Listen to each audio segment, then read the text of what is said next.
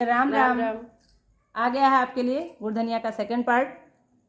सुनिए, भाभी ने प्रण कर लिया था कि जब बहना वापस आएगा तभी मैं पानी पीऊँगी। ऐसी दशा में भैया क्या करते हैं देखिए, भतीजे क्या करते हैं, बहनें क्या करते हैं, ननद की सास क्या करती हैं, ननद क्या करती हैं, सब कुछ आप इसमें देखिए कि क्या होता है। गुड़ धनिया का सेकंड पार्ट, फर्स्ट पार्ट जिन्होंने नहीं देखा हमारे पेज पर अपलोड है, आप फर्स्ट पार्ट भी देख सकते हैं जिनको अच्छा लगे। लाइक करिए, सब्सक्राइब करिए, कमेंट करिए, शेयर करिए, अपना जो है सहयोग बनाए रखिए। आपका सहयोग बहुत महत्वपूर्ण है। सुनिए ये प्यारा सा पारंपरिक लोकगीत गुड़ धनिया का सेकंड पार्ट। राजा बहिना फियरी घर आए तब करब जल पनिया। राजा बहिना फियरी घर आई तब करब जल पनिया। राजा घोड़े पीठे भय सवार फेरन चल गुड़ धनिया।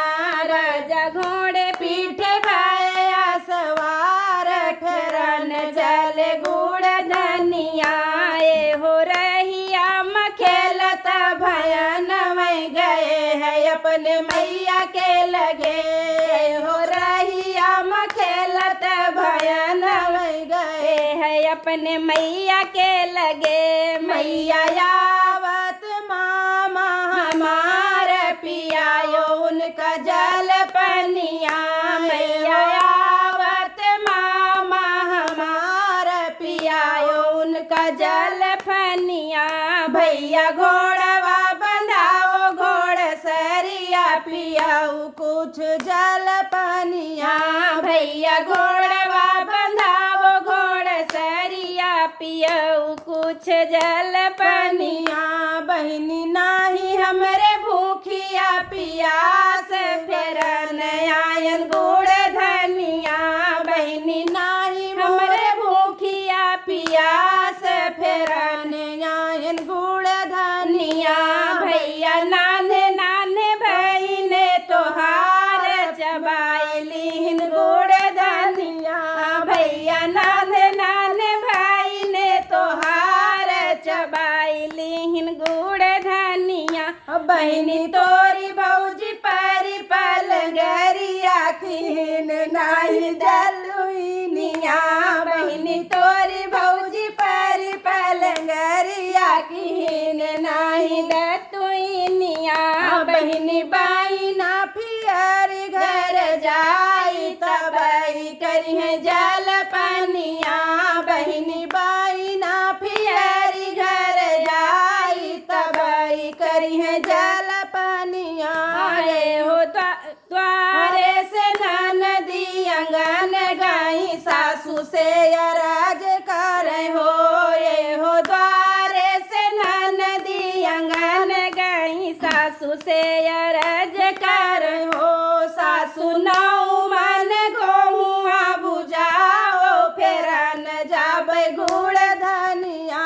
सासू नौ मन गोहुआ बुझाओ फेरन जाबै गुड़ धनिया।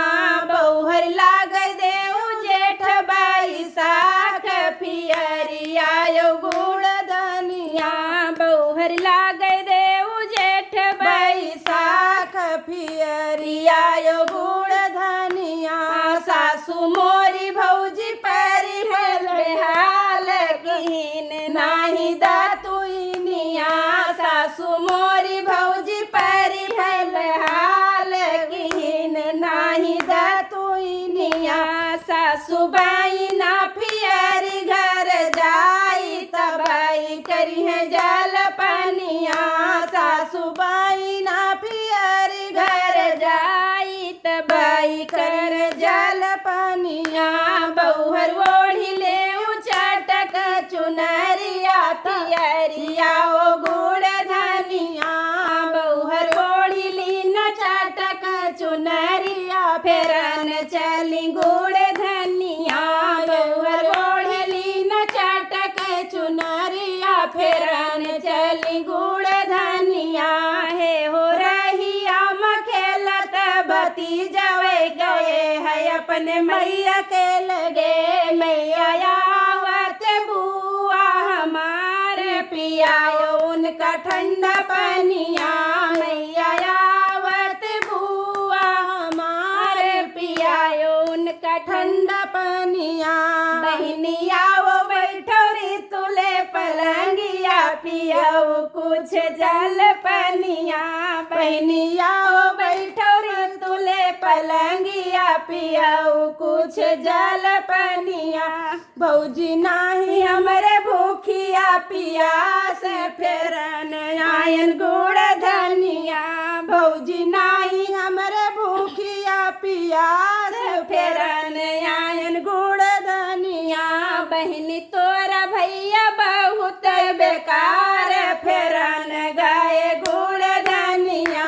बहनी तोरा भैया बहुत बेकार, फेरन गए गुड़ धनिया। भाभी तुम तो हुआ उदान कई बेकार, फेराइली हूँ गुड़ धनिया। भाभी तुम तो धर बहुत बेकार, फेराइली हूँ गुड़ धनिया। भाभी ई तोहरी चाल, फेराइली हूँ गुड़ धनिया। भाभी ई सब हुए तोहरी चाल, फेराइली हूँ गुड़ धनिया। भाभी सुनिए इस गीत को।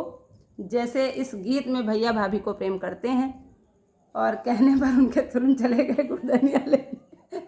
ऐसे सभी भैया सभी भाभी को प्रेम करें, बस भाभी को भगवान सद्बुद्धि दें। गुड़ धनिया के लिए लड़ाई ना करें। गुड़ धनिया के लिए लड़ाई ना करें।